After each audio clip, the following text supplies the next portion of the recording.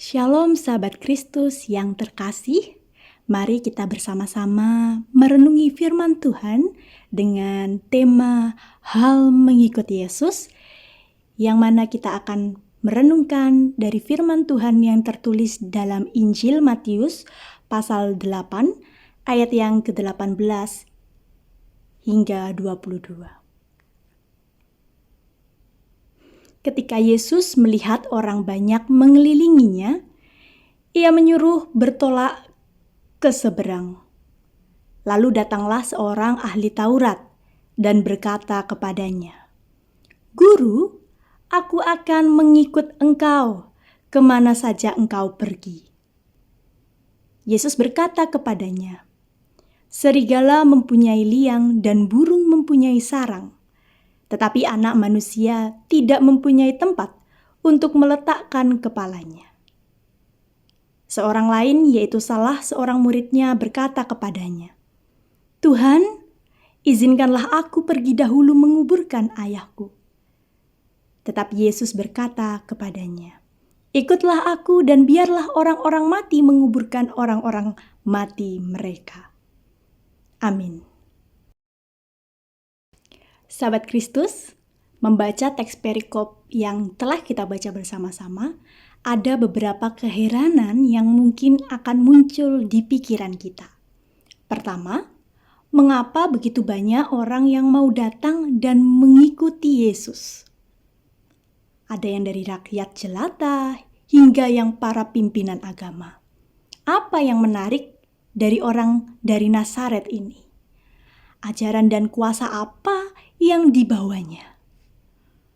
Kedua, ketika orang banyak datang mengelilingi Yesus, mengapa Yesus justru menyuruh murid-muridnya untuk pergi bertolak ke seberang? Bukankah ini kesempatan yang baik untuk mengajar mereka dan menobatkan mereka dari dosa? Bayangkan, orang-orang sudah pada datang sendiri, tidak usah dicari, lah kok malah ditinggal pergi? Bukankah ini hal yang sedikit aneh? Ketiga, ketika ada orang potensial terpandang seperti ahli Taurat yang jelas-jelas mau menyatakan diri, mau mengikuti Yesus kemanapun Yesus pergi, mengapa Yesus justru meminta dia berpikir ulang dengan memaparkan konsekuensi yang tidak nyaman jika mengikutinya?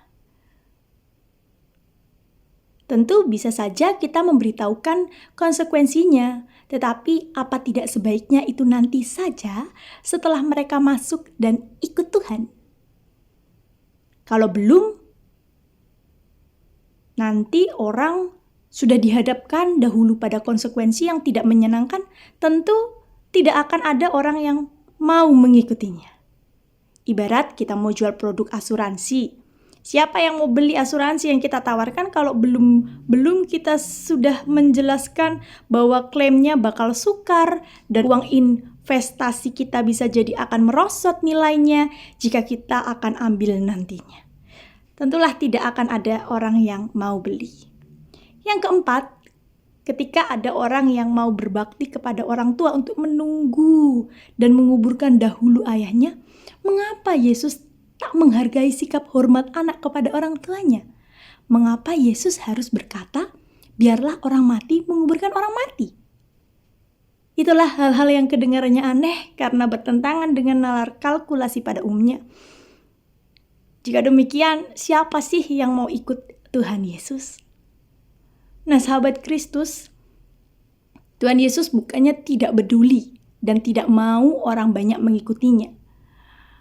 Tetapi ia mau memastikan bahwa setiap orang yang mau mengikutinya harus tahu tujuan dan konsekuensinya.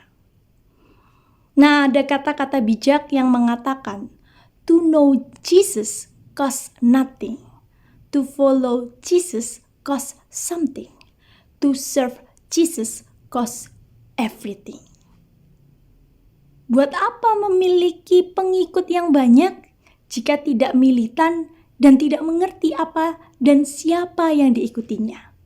Bukankah lebih baik memiliki satu pengikut seperti Ishbaal, salah seorang priwira Daud yang dengan satu tombaknya dapat mengalahkan 800 Filistin ketimbang 800 pengikut ecek-ecek yang kalah dengan satu orang Filistin? Tidakkah lebih baik memiliki 300 orang terlatih seperti Spartan ketimbang ribuan orang petani yang tak pernah mengangkat senjata? Apalagi perjuangan kita itu bukanlah melawan darah dan daging, tetapi melawan pemerintah-pemerintah, melawan penguasa-penguasa, melawan penghulu-penghulu dunia yang gelap, melawan roh-roh jahat di udara. Jadi memang diperlukan keseriusan dan kesiapan hati, jiwa dan akal budi yang bersih dan radikal, bukan pengikut yang lembek dan manja-manjaan. Coba perhatikan, Petrus saja yang menjadi salah satu murid terbaik Yesus pernah ditegur dengan keras ketika hatinya dan motivasinya mulai serong.